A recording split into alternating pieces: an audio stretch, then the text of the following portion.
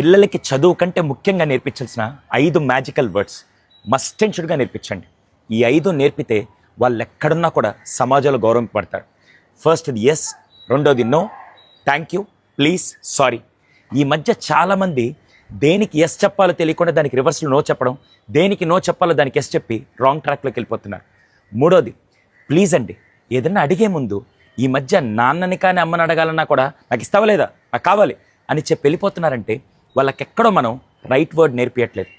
నేను చాలా డిఫరెంట్ కంట్రీస్లో చూసినప్పుడు కూడా పిల్లలు వాళ్ళు sir please can we do this అని రిక్వెస్టింగ్ మేనర్లో ప్లీజ్ అనే పదం నేర్పించండి వాళ్ళకి.